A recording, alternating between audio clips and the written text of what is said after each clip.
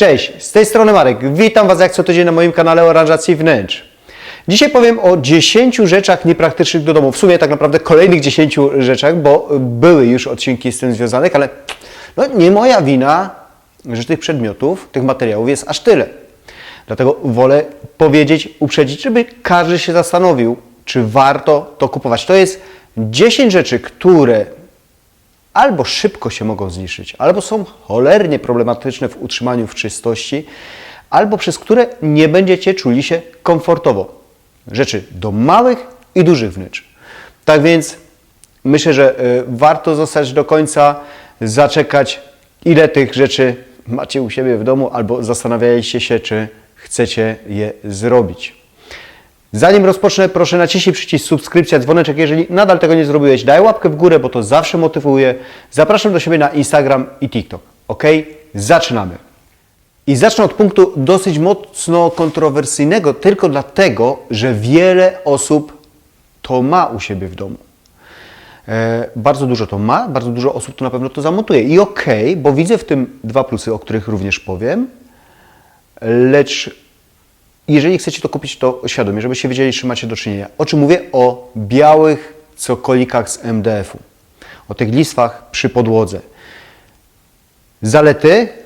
Bardzo ładnie to wygląda, przynajmniej do czasu, ale bardzo ładnie to wygląda. Druga rzecz, można to naprawiać. Można to malować. To jest druga duża zaleta. Wady? Słuchajcie, fajnie to wygląda, ale przy normalnym użytkowaniu no niestety one się niszczą. Nie jest problem ubić taki róg, zniszczyć tą listwę. Na pewno po dłuższym czasie, to już mówię przy 2-3 latach, przy myciu tej podłogi zostaną ślady, czarne ślady z mopa na tych cokolikach. Kolejna rzecz, jeżeli gdzieś podejdzie woda, nawet niedużo, one mogą napuchnąć, może po prostu coś się z nimi stać. Tak jak mówię, jest duża zaleta tego, że możecie to naprawić. Jeżeli jest jakieś wgłębienie, można to zaszpachlować leciutko i można te listwy przemalować i będą znowu jak nowe. Tak, znowu będą jak nowe do czasu, aż znowu będziecie myli. Tym mopem musicie przemyć przy tej listwie. Tak więc to jest duża wada tego. Druga rzecz, że pamiętajcie, nie dla każdego to może być problem, ale pamiętajcie, że ta listwa u góry jest prawie centymetrowa i kurz na tym będzie się zbierał. Jak macie hektary, bardzo dużo tych listew przy podłodze, no to trochę wycierania też będzie. Drugi punkt. Lecę do drugiego punktu. Nie białych rzeczy, a czarnych rzeczy. Czarne płytki nad blatem w kuchni, a jeszcze czarne płytki w połysku. No cóż, kto to miał, to tak samo pewnie zagryza teraz zęby. No fajnie też to wygląda zaraz po umyciu. No i chyba na tym powinienem skończyć. Niepraktyczne, po prostu niepraktyczne. Podobnie jakbyście mieli w łazience, w kabinie prysznicowej. No, kto ma ręka w górę, proszę opisać innym, co się z tym dzieje w kuchni czy w łazience. A ja lecę do trzeciego punktu. Trzeci punkt również. Czasami ludzie chcą kupić sobie szafeczkę, zastanawiają się, czy drzwi otwierane normalnie, czy przesuwne i wybiorą przesuwnie. I okej, pod warunkiem, że ta szafka jest dosyć szeroka, a nie jest to mała szafka i te drzwiczki są bardzo wąskie i naprawdę jest kłopot, żeby coś tam włożyć, większego przynajmniej, wyciągnąć. Ja uważam, że to nie jest praktyczne. Dajcie znać, co Wy o tym myślicie. Jak dla mnie lepsza taka szafka, jeżeli jest ona wąska, to jeżeli by miały nawet podwójne drzwi, ale żeby to były drzwi normalnie otwierane, drzwiczki normalnie otwierane. Lecę do czwartego punktu. Ten czwarty punkt ma sporo osób, bo chce mieć podłogę jednakową w całym domu i powiedzmy chce mieć podłogę w salonie, gdzieś tam w sypialni drewnianą i w przedpokoju również sobie taką da. Nawet może, pod warunkiem, że buty będzie ściągał przed wejściem do domu. Wszyscy powinni ściągać te buty, szczególnie panie na szpilkach, bo drewno jest bardzo miękkie. I drewno można szybko zniszczyć. Panie właśnie na szpilkach, ale panowie w butach z drobnymi kamyczkami, jak będą wchodzili, niestety ta podłoga szybko się zniszczy. Wspominałem już nie raz, co dać w takich miejscach na podłogę. Na pewno płytki się sprawdzą, panele również, ale bardzo dobrej klasy, bardzo dobrej jakości panele sprawdzą się. Drewno, ono jest drogie, ale nie dlatego, że jest tak wytrzymałe. Ono jest drogie, bo to jest naturalny materiał, ale niestety jest miękkie i w tym miejscu ja bym nigdy nikomu nie zaproponował, aby położyć sobie w tym miejscu, czyli w przedpokoju, w holu wiatrołapie, aby położyć sobie naturalne drewno. Lecę do 5. punktu. Tym razem o lampach, o oświetleniu, które zawsze bardzo lubię. Lubię się bawić po prostu oświetleniem, ale nie lubię sprzątać. A dużo osób wybiera sobie takie oprawy, bo ładnie wyglądają, ze szklanymi kloszami. Faktycznie ładnie to wygląda. Faktycznie jest problematyczne w myciu. Niestety, słuchajcie, nawet wydaje się, że ten klosz jest zamknięty, ale tam mogą muszki wpadać, jakieś pajączki wchodzić, robaczki. Kurz wchodzi, oczywiście, kurz wlatuje. I jeszcze jest ok. Jeżeli ty jesteś taki pedantyczny, regularnie to myjesz, sprzątasz, jasne. Ale teraz pomyśl, że masz to nad schodami, powiedzmy. Masz antresolę. I ta lampa jest i duża, i dużo tych kul jest, i bardzo wysoko zawieszona. No nie wiem, czy lepiej by było z procy i stłuc te klosze, czy wchodzić, drapywać się i czyścić. A może po prostu akurat takich lamp w tym miejscu nie wieszać. No, proszę się zastanowić. Lecę do kolejnego punktu. Jestem przekonany, że wiele osób, kupując krzesła, o tym nie myśli, a szkoda. Przekonała się o tym moja przyjaciółka, która ma bardzo ładne krzesła, posadzkę akurat betonową i krzesła są z metalowymi nogami, ale z drewnianymi, gdyby były również ostro zakończone, podobnie by było. Wiadomo, że krzesłem szuramy, przesuwamy je.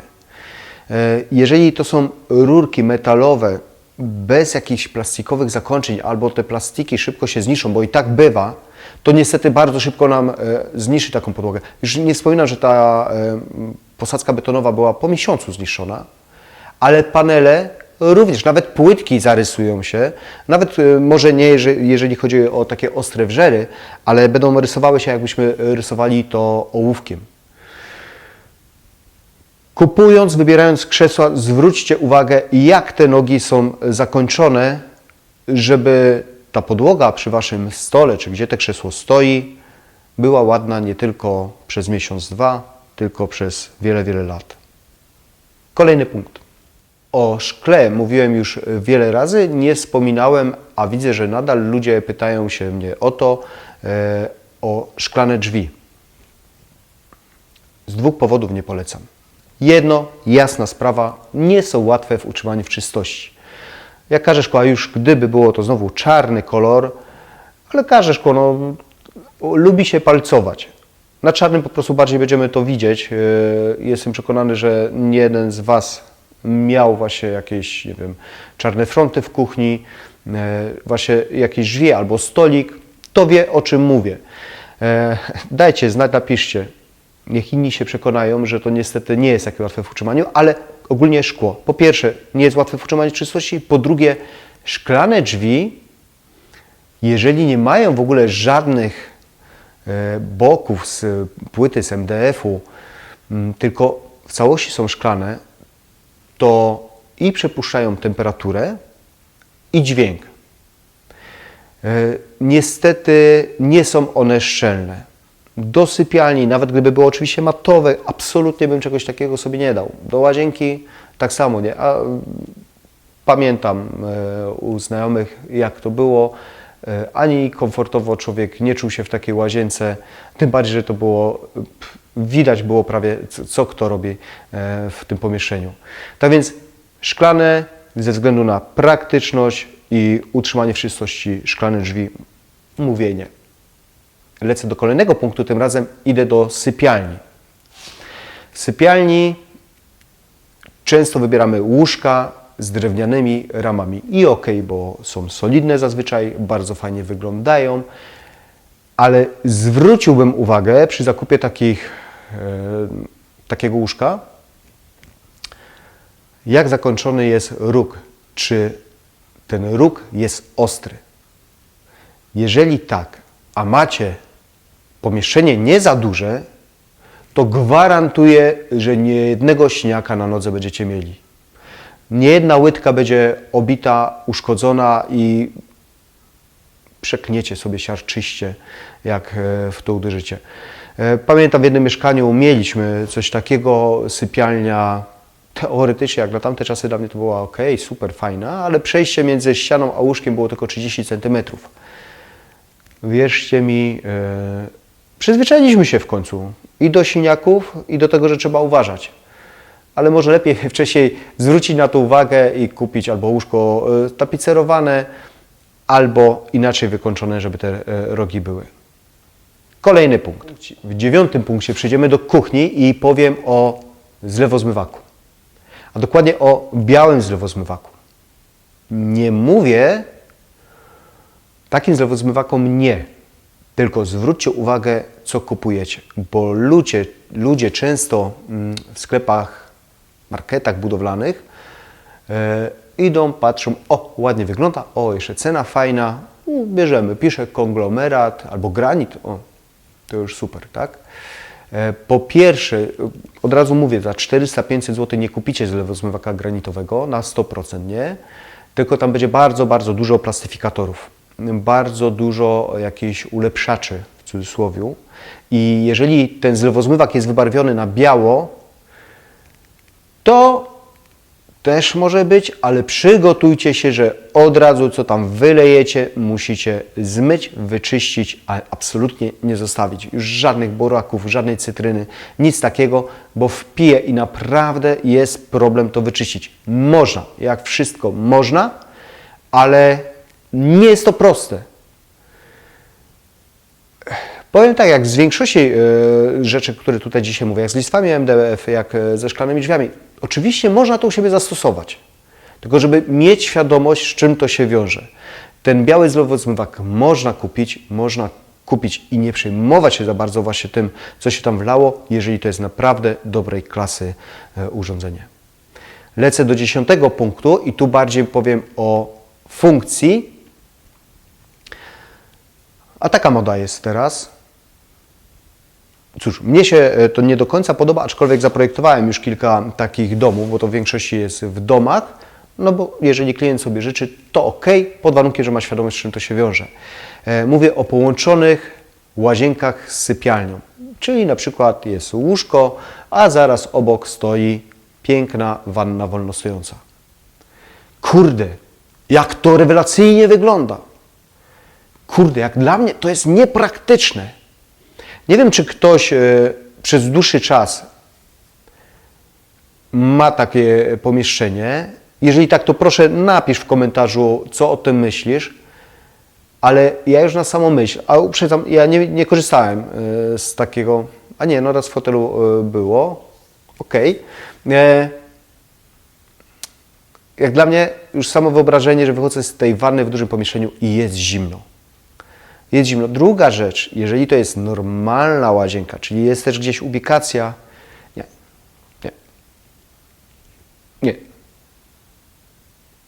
nie szedłbym tą drogą.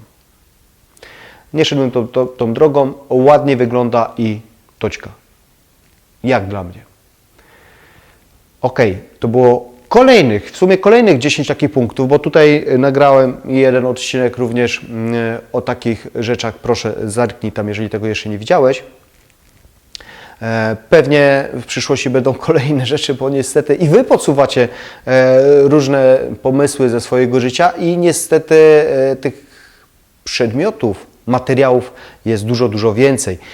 A myślę, że między innymi po to jest ten kanał, aby ludzie wiedzieli, z czym się wiąże zakup czy danego przedmiotu, czy danego materiału. Mam nadzieję, że Ci się to spodobało, że te moje porady są dla Ciebie cenne. Jeżeli tak, to proszę daj łapkę w górę, abym o tym wiedział, aby mnie zmotywować do dalszej pracy. Naciśnij przycisk subskrypcja, dzwoneczek, jeżeli jeszcze tego nie zrobiłeś. Zapraszam do mnie na Instagram i TikTok. A na ten moment bardzo Wam dziękuję, do zobaczenia i cześć.